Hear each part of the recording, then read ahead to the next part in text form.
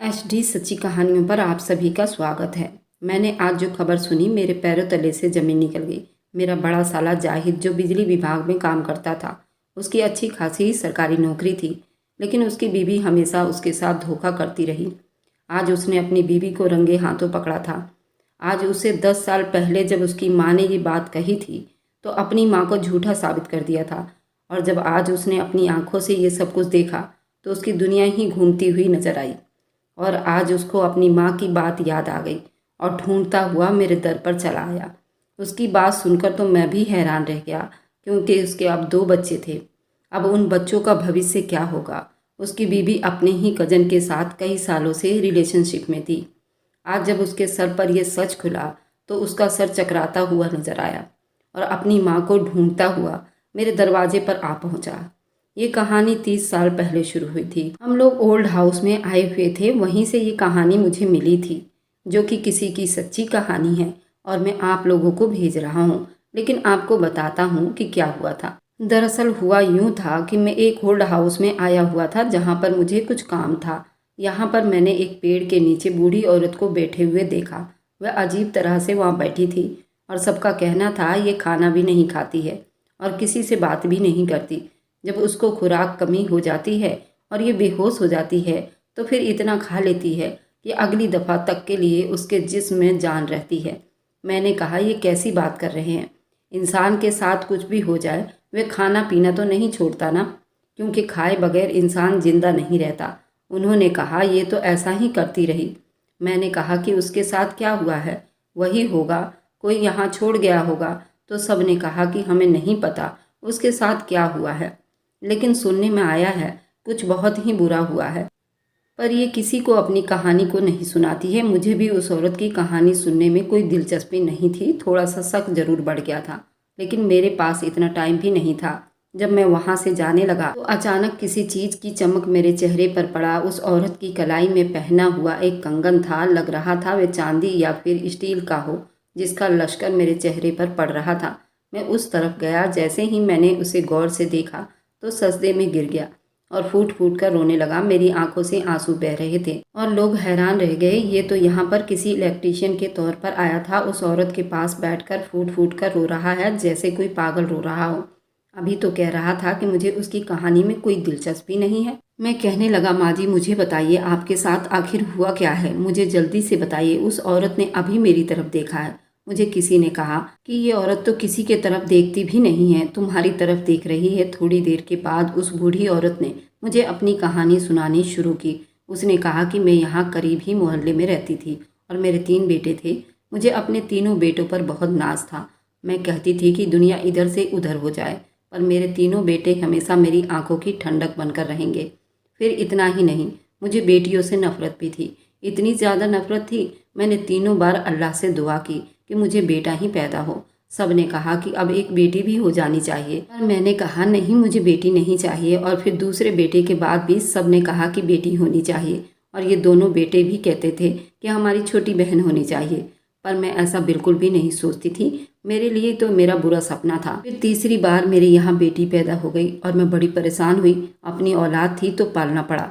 रोती थी, सर में दर्द होता था, बस वही गुस्से और जिद से उसको पाला। कभी उसको खाना देती थी, कभी रोती तो रोती रहती। पर कहते हैं कि लड़कियों में बड़ी हिम्मत होती है, बड़ी सख्त जान होती हैं। वह भी बच गई। 3-4 साल की हो गई और उसके बाद खुद ही खा पी लिया करती थी। कभी मोहल्ले वाले उसको खिला देते थे, कभी उसका बाप जो उसे बहुत प्यार करता था। चौथी बार मेरे यहाँ बेटा पैदा हुआ और मैं बहुत ज़्यादा खुश हो गई। जब मेरी बेटी थोड़ी सी बड़ी हुई और उसने अपना कद काटी लंबा निकाला था, वह जवान लगने लगी। मैंने उसकी शादी करवा दी, क्योंकि मेरा शौहर इस दुनिया से जा चुका था। मुझे रोकने वाला कोई भी नहीं था। मेरे बेटे भी इस मामले में क्या बोलते, उनको तो पता ही तब चला जब मैंने कहा कि आज तुम्हारी बहन की शादी है। रस्म अदा कर दी गई है। अपनी बेटी को उसके घर विदा भी कर दिया था। उसका निकाह मैंने ऐसे इंसान से करवाया था, वो मेरी ननद का शौहर था। मेरी ननद अब इस दुनिया में नहीं थी, यानी कि मैंने अपने नंदोई के साथ अपनी बेटी की शादी करवा दी। उसने कहा कि 2 बच्चे हैं जिनको संभालने वाला कोई नहीं है और वह दूसरे शहर चला जाएगा। उसके बाद मैंने कभी अपनी बेटी के बारे में ना तो सोचा और ना ही उसकी फिक्र की थी। बड़े बेटे अब जवान हो चुके थे। बड़े बेटे की शादी भी करवा दी थी। छोटे बेटे की मंगनी हो गई थी। तीसरा बेटा अभी पढ़ाई कर रहा था। अपने बेटे पर मुझे बड़ा नाज था। मेरा बड़ा बेटा बहुत ही अच्छी कमाई करता था, बहुत सारे पैसे कमाता था, घर को बड़े अच्छे तरीके से चला रहा था। सब लोग मुझ पर रश्क करते थे। मेरी ताकत मेरे बेटे थे। बड़े बेटे की बीवी को इस घर में आए हुए 2-3 महीने हुए थे। तब तक तो सब कुछ ठीक था, लेकिन बार बार उसके तेवर बदलने लगे क्योंकि उसको पता चल गया उसका घर का सारा खर्चा तो मेरा शोहर उठाता है। मैं जालिम सास नहीं थी, बुरी औरत भी नहीं थी, बस मुझे मेरी औलाद से बहुत ज़्यादा प्यार था। मैंने अपनी बहू से कहा, बेटा घर में लड़ाई झगड़ा न डाला करो। तुम्हारा शौहर कमाता है तो सिर्फ तुम्हारा शौहर नहीं, मेरा बेटा भी है, अपने भाइयों का बड़ा भाई भी है, और बाकियों की पढ़ाई खत्म हो जाए तो उनको भी अच्छी नौकरी मिल जाएगी। तुम भाइयों के बीच में नफरत ना डालना। वैसे भी हमारा खर्चा ही कितना है, घर हमारा अपना है, बिजली का बिल हमें भरना नहीं है, क्योंकि मेरे बड़े बेटे की नौकरी बिजली विभाग में थी। उसे तो रहने के लिए क्वार्टर भी मिल रहा था, लेकिन हम लोग अपने घर में ही रहते थे क्योंकि एक छोटे से क्वार्टर से हमारा घर ज़्यादा बड़ा था। ऐसे में हमारा खाने पीने का ही खर्चा था, जो फिर मेरी बहू को इतनी बातें सुनाने की कोई ज़रूरत नहीं थी। लेकिन आजकल उसकी ज़ुबान बहुत खुल गई थी। उसका नाम बुसरा था। वैसे भी मैं उसे खुद ही पसंद करके लाई थी। शुरू शुरू में तो बहुत अच्छी थी, लेकिन अब न जाने क्यों वह बहुत ज़्यादा ही तेरा मेरा करने लगी थी। लेकिन दूसरे बेटे की मंगनी हो गई और उसने कहा कि मैं अभी शादी नहीं करना चाहता, मैं विदेश जाना चाहता हूँ, वहाँ नौकरी करूँगा। मैंने कहा कि बेटा तुझे मैं कैसे दूसरे देश में भेज सकती हूँ, मैं तेरे बगैर नहीं रह सकती। उसने कहा कि मम्मी मैं आपसे इजाज़त नहीं मांग रहा हूँ, मुझे जाना है तो जाना है, क्योंकि बहुत अच्छी नौकरी है। जब उसने मुझे तनख्वाह बताई तो मैं भी हैरान रह गई। इतना तो मेरे बड़े बेटे की भी नहीं थी, लेकिन बदले में मुझे अपने बेटे से दूर रहना पड़ता। उसने कहा कि जब इतने अच्छे पैसे कमाऊंगा तो फिर दूर कैसा रहना, हर साल चक्कर लगा लिया करूंगा। और आजकल आप कौन से ज़माने में जी रही हैं, एक बार इंसान कहीं चला जाए तो फिर मुलाकात ही ना हो। आजकल तो रोज़ वीडियो कॉल हो सकती है, फ़ोन पर बात हो सकती है। मेरे बेटे ने मुझे तसल्लियाँ दी। मेरे बेटे का नाम साकिर था, वो मेरा मंझला बेटा था, मुझे बड़ा प्यारा था और विदेश चला गया। पहले 2 महीने उसने 1 रुपया भी नहीं भेजा, फिर उसके बाद वह पैसा भेजा करता था। अब मुझे मेरी बहू की बातें तो नहीं सुननी पड़ती थी, लेकिन अपने बेटे की बड़ी याद आती थी। एक दिन मेरा तीसरा बेटा, जिसका नाम शाहिल था, स्टोर रूम से तस्वीर उठा लाया जिसमें मेरी बेटी की तस्वीर थी। कहने लगा, ये कौन है? जब मैंने अपनी बेटी की शादी की तो वह बहुत छोटा था, इसलिए उसको पता नहीं था। कहने लगा, ये कौन है? तो मैंने कहा कि बहन थी तुम लोगों की और उसकी शादी हो गई है। वह हैरान रह गया और उसने कहा कि पर ये तो काफ़ी कम उम्र की लग रही है। तो मैंने कहा, कम उम्र नहीं थी उसकी, लड़की जब जवान हो जाती है तो उसकी शादी कर देनी चाहिए। उसने कहा कि शादी हो गई तो कहाँ चली गई, हमसे मिलने क्यों नहीं आती, या फिर हम उससे मिलने के लिए क्यों नहीं जाते। मुझसे पूछने लगा कि नाम क्या था हमारी बहन का। मैंने कहा कि उसका नाम जोया था और वह अपने शौहर के साथ विदेश चली गई है, इसलिए मिलने नहीं आती और हम भी नहीं जा सकते। कहने लगा, खुश तो है ना? मैंने कहा कि हाँ, जो विदेश चले जाते हैं ना वे खुश ही होते हैं। मैंने कहा कि चल तस्वीर ले जा, जहाँ से लाया था वहीं रख दे। थोड़े वक्त के बाद मेरा बेटा मुझसे कहने लगा कि लगता है कि जोयाबाजी से आपको ज़्यादा प्यार नहीं था। मैंने कहा कि बेटियों से ज़्यादा प्यार करना भी नहीं चाहिए, उन्होंने वैसे भी अगले घर जाना होता है। ज़्यादा प्यार करो तो खुद को भी तकलीफ़ होती है और उनको भी। मेरा छोटा बेटा बहुत ही मनमोजी टाइप का था, क्योंकि घर में सबसे छोटा था, हर बात उसकी मानी जाती थी। अब मझला बेटा विदेश चला गया तो उससे अजीब सी कोई वीडियो गेम मंगवा ली थी। अब पूरा दिन वह उसी पर लगा रहता। कभी तो ऐसे खोया होता कि मैं आवाज़ देती रहती तो उसे सुनाई ना देता। बल्कि अब तो ऐसी समस्या हो गई थी, माँ पास पड़ी मर जाए फिर भी बेटे को एहसास ना होता, गेम के अंदर ही रहता। मैंने बड़े बेटे से कहा तो उसने कहा, ये तो साकिर की गलती है, उसने क्यों इसके लिए ऐसी गेम भेजी है। आपको नहीं पता आजकल गेम के पीछे नौजवान कितने पागल हो रहे हैं। उसको नहीं भेजनी चाहिए थी। उसने तो साहिल पर गुस्सा निकाल दिया, क्योंकि अब वो मझला बेटा साकिर से जलने लगा था, जो उससे 4 गुना ज़्यादा पैसे कमाता था। कभी कभी अकेली बैठकर सोचती कि मेरे बेटे सही रास्ते पर नहीं जा रहे। मेरे बड़े बेटे की सरकारी नौकरी तो थी और दूसरा बेटा भी अच्छी नौकरी करता था। तीसरे बेटे की भी पढ़ाई चल रही थी, वह भी अच्छी डिग्रियां ले रहा था। लेकिन फिर भी उन तीनों को आपस में जोड़ कर रखने में मैं नाकाम थी, क्योंकि उनको आपस में एक दूसरे से कोई प्यार ही नहीं था। एक दिन मुझे साकिर की कॉल आई तो मैंने उस टाइम तो नहीं उठाया, फिर सोचा कि खुद ही कॉल कर लेती हूँ। जब दोबारा फ़ोन किया तो किसी लड़की ने फ़ोन उठाया। कहने लगी, आप कौन हो? मैंने कहा, तुम कौन हो? मेरा बेटा कहाँ है? उसने मेरे बेटे को आवाज़ दी। उसकी आवाज़ देने का तरीका भी समझ गई थी। ऐसे कोई बीवी ही बुला सकती है, लेकिन वो मेरे बेटे की बीवी कैसे हो सकती थी? मेरे बेटे को विदेश गए हुए 1 साल हो गया था। 6 महीने के बाद तो आया था, लेकिन उसके बाद जब उसके आने का वक्त था उसने कहा कि मैं हर 6 महीने के बाद आया करूँगा। इसलिए तो मैं उसे पूछना चाहती थी कब आएगा। थोड़ी देर के बाद मेरा बेटा फ़ोन पर आ गया और मैंने उससे बातें करने लगी। मैंने कहा कि अभी जिसने फ़ोन उठाया था वह लड़की कौन थी, वह कौन है। तो उसने कहा कि माँ मुझे आपको बताना था लेकिन आप गुस्सा करती इसलिए मैंने आपको नहीं बताया। मैंने शादी कर ली है, ये मेरी बीवी थी और माँ भी बनने वाली है। मैं तो उसकी बात सुनकर हैरान रह गई। पहले बेटे की शादी तो मैंने बहुत धूमधाम से की थी। मेरा पहला बेटा था, उसकी शादी थी। इसी तरह मेरे दूसरे बेटे की शादी पर भी कुछ अरमान थे, उसने वह सब कुछ ख़त्म कर दिया। शादी भी कर ली, अब वह बाप भी बनने वाला था। मुझे बताना भी ज़रूरी नहीं समझा। अब जब ऐसे बताया तो मैं हैरान रह गई। मैंने कहा बेटा ये क्या है, तूने शादी कर ली। वह जल्दी से गुस्सा हो गया। बस मैंने इतना ही तो कहा था, कुछ तो बोलती आगे से। क्या मैं चुप कर जाती? तो कहने लगा कर ली तो कर ली, क्या हो गया। शादी वैसे भी इंसान का अपना जाती फैसला होता है। मुझे लड़की पसंद आ गई, मैंने उससे शादी कर ली। मैंने उससे कहा तो हमें बता देता, हम क्या उस लड़की से तेरी शादी ना करवाते। वह हिंदी बोल रही थी, इसका मतलब कि हिंदुस्तानी थी। और फिर तूने हमें क्यों नहीं बताया, हमें बता देता, हम अपने हाथों से तेरी शादी करवा देते। ये तूने अच्छा नहीं किया बेटा। वह कहने लगा आप कभी भी इस लड़की से मेरी शादी नहीं करवाती।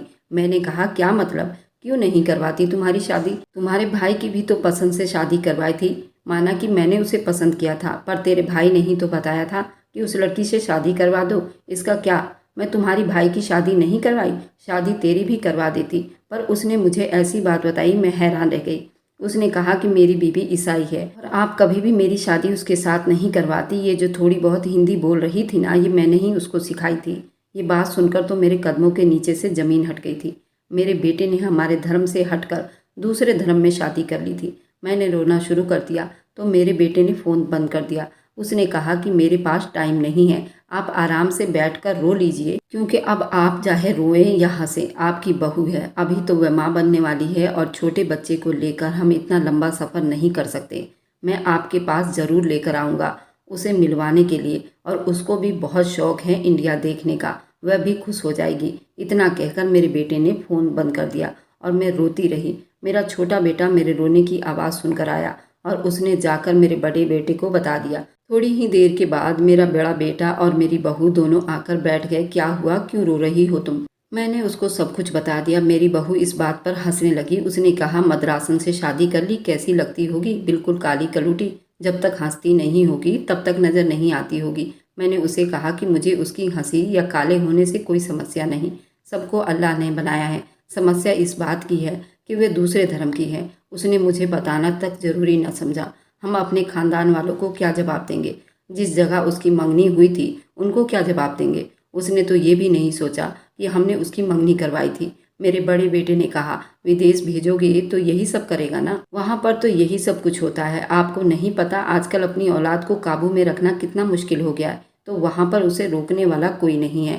फ़ोन करके कह दो लड़की वाले के घर पर कि अब ये शादी नहीं हो सकती, आप अपनी लड़की का रिश्ता कहीं और देख लें, क्योंकि मेरे बेटे ने विदेश में जाकर शादी कर ली है। मैं आप लोगों से माफ़ी चाहती हूँ। मंगनी तो हुई है, कोई निकाह थोड़ी हुआ है, वरना हम लोग तो और बुरी तरह से फंस जाते। मैंने तो पूरा दिन खाना नहीं खाया, मेरा दिल उदास रहा, मैं रोती रही। फिर उन लोगों को भी फ़ोन किया, उन लोगों ने भी मुझे बड़ी बातें सुनाई। अपने खुद ही मंगनी की थी और ये रिश्ता लेने के लिए आप लोग ने बड़े चक्कर लगाए थे, लेकिन जब उन्होंने मुझे और ज़्यादा बातें सुनाई तो मैंने कहा कैसे शादी करवाऊँ आपकी बेटी की, उसने किसी और से शादी कर ली है। फिर वे लोग भी चुप हो गए। बुसरा बार बार कह रही थी बड़ी गंदी पसंद है साकिर की, एक काली औरत से शादी कर रही, कल को जब अपने बच्चे लेकर आएगा तो उसने तो पूरी नस्ल ही बिगाड़ दी। उसकी बातें सुनकर मुझे ज़्यादा गुस्सा आ रहा था। जब एक दिन मेरे छोटे बेटे साहिल ने मुझे कहा मुझे कुछ पैसों की ज़रूरत है, मैंने कहा हाँ कितने पैसे चाहिए? वैसे उसे 1000-2000 दे सकती थी, क्योंकि उसने अपनी पॉकेट मनी पहले ही ख़त्म कर चुका था, लेकिन वह हर बार ऐसा ही करता था। अपना जेब खर्च वो महीना पहले होते ही ख़त्म कर लेता था।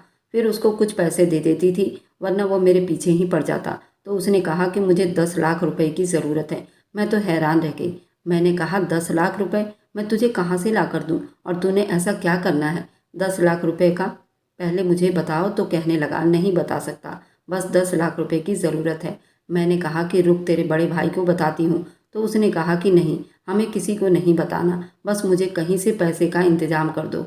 साकिर भाई से कहो वह 10 लाख रुपए का इंतजाम कर दे, क्योंकि वहाँ लंदन के डॉलर इंडिया में तो बहुत सारे पैसे हो जाएंगे। मैंने कहा, जब तक तुम मुझे बताओगे नहीं मैं तुम्हारे 10 लाख रुपए का इंतजाम नहीं करूँगी। पर वह नहीं बता रहा था और फिर वही हुआ। आधी रात को हमारे घर पुलिस आ गई। आधी रात का वक्त था। जिस तरह से उन्होंने दरवाज़ा पीटा, हमें दरवाज़ा खोलने में देरी हुई तो उन्होंने दरवाजे का लॉक ही तोड़ दिया। वे सीधा अंदर आ गए। मेरा बड़ा बेटा भी परेशान हो गया कि ये क्या हो रहा है। उसने बहुत बड़ा कांड किया है, उसके ऊपर केस हुआ है, हमारे पास उसका अरेस्ट वारंट है। हम लोग हैरान रह गए, उसने ऐसा क्या कर दिया।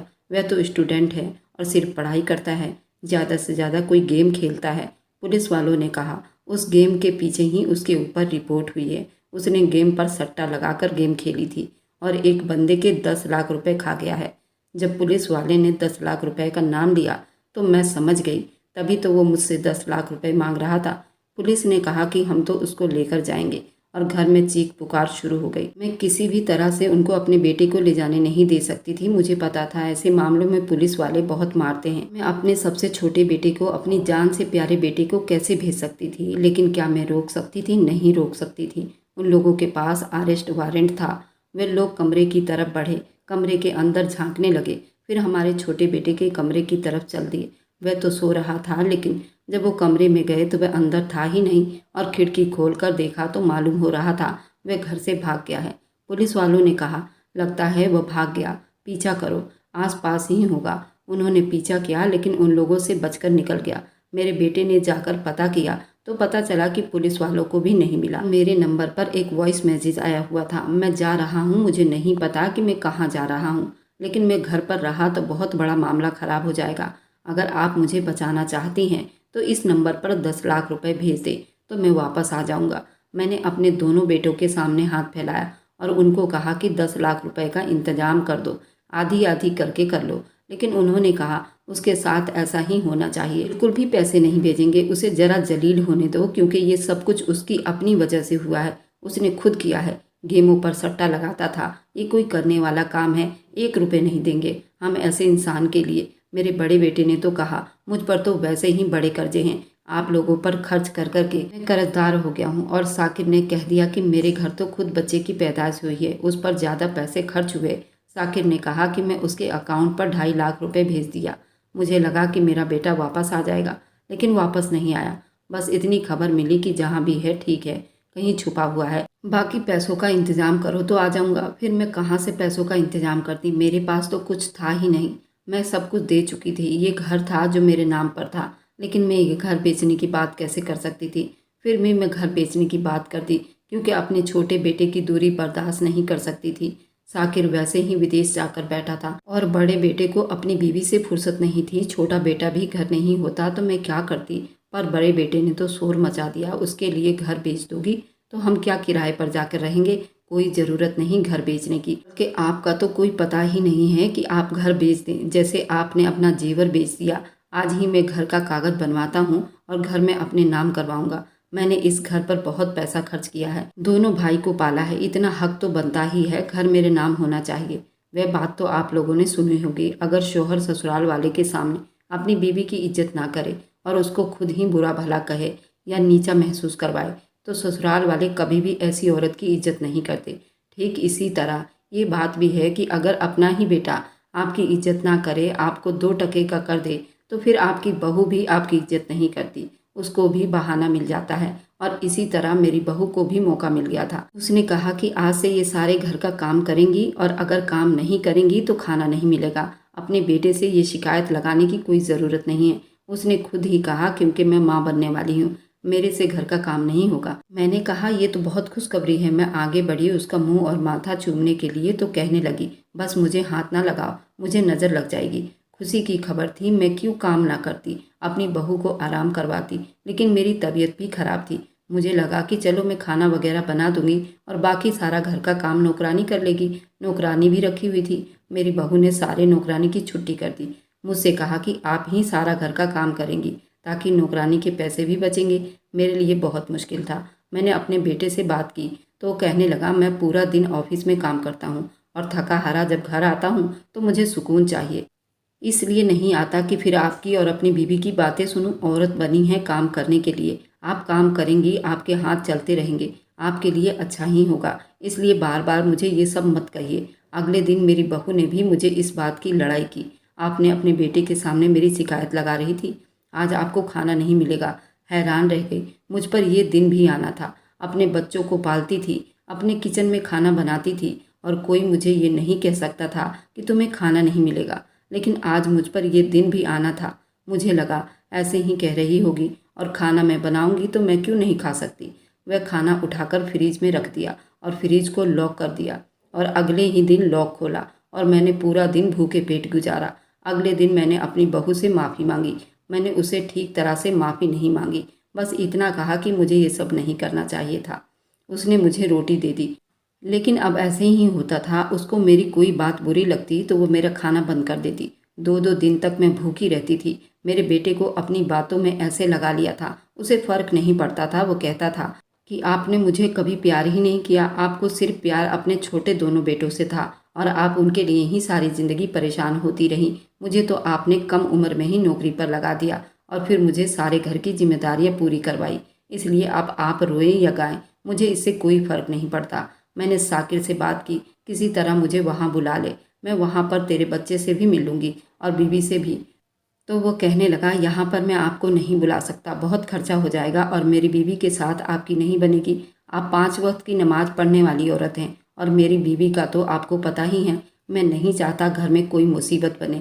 मैंने कहा, बेटा आज मैं तेरे लिए मुसीबत बन गई?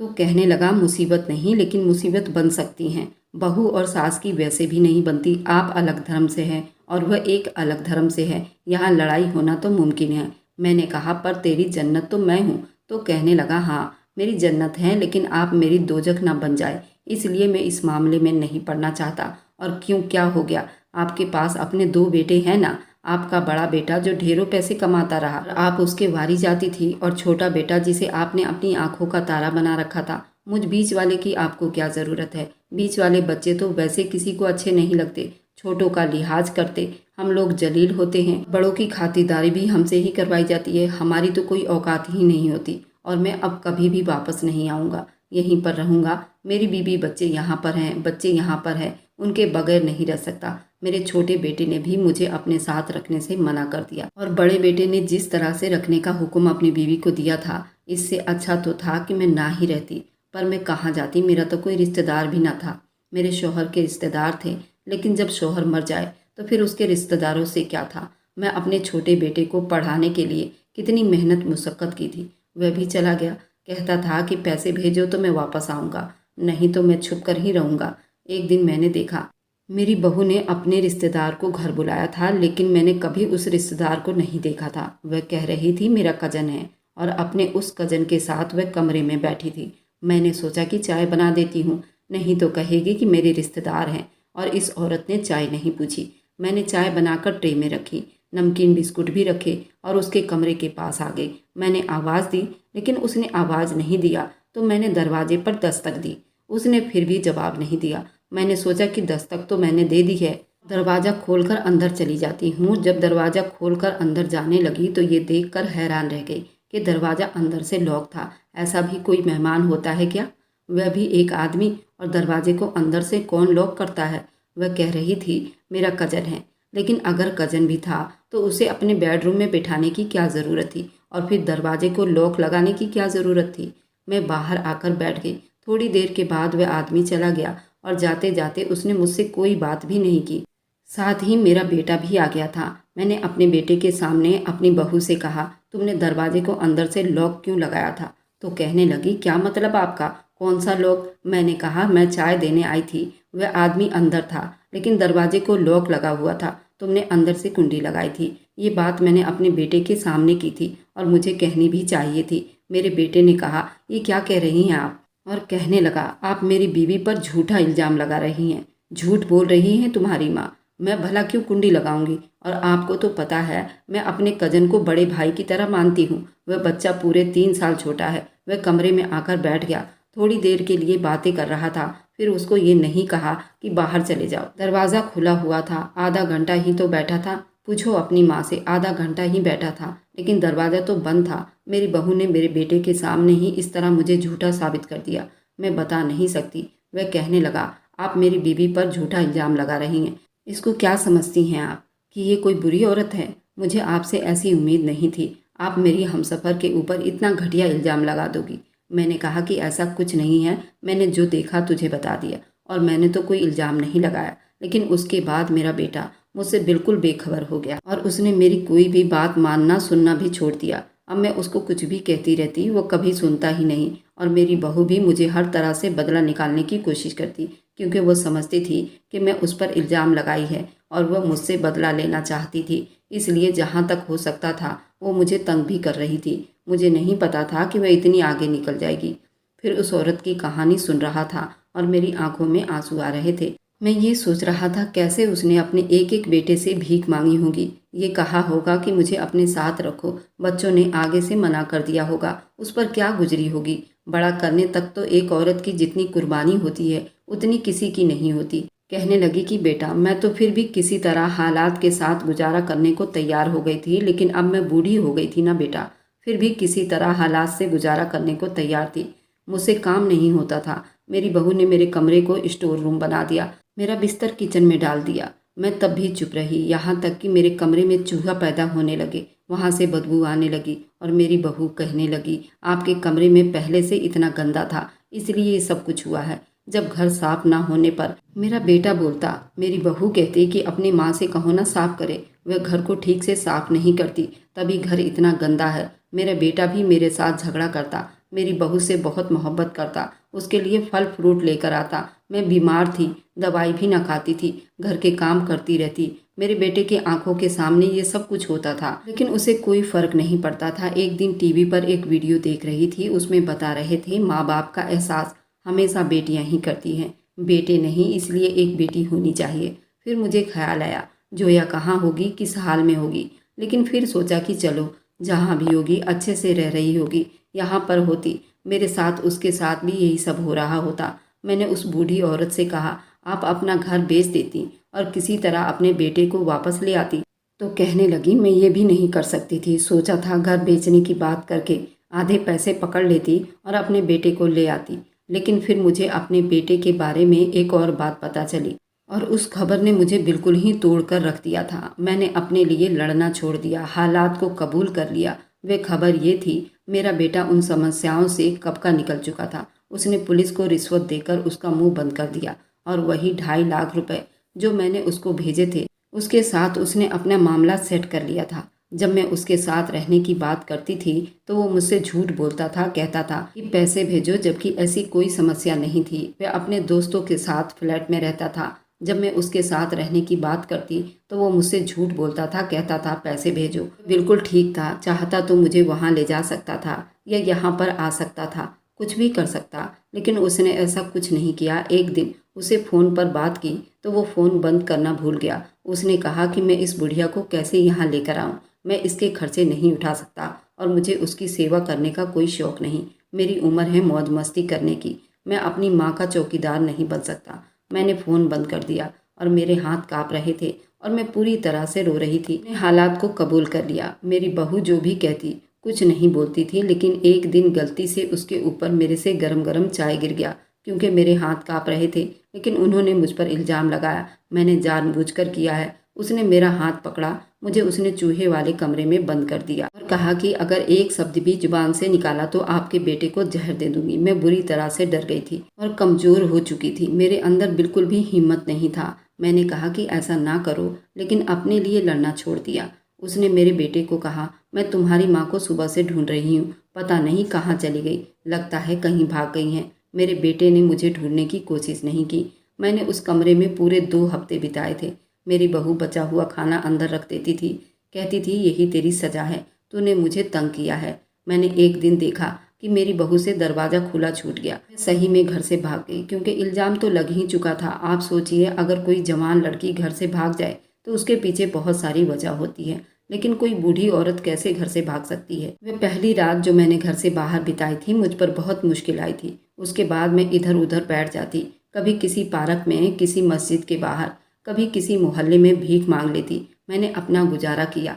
3 महीना इसी तरह बीत गए। सोचो, जिस माँ के 3 बेटे हों, इस तरह से रहती हो तो उस पर क्या गुजरेगी। फिर 2 लड़कियों ने मुझे देख लिया। मेरी हालत बहुत बुरी थी। वो मुझे ओल्ड हाउस में ले आईं।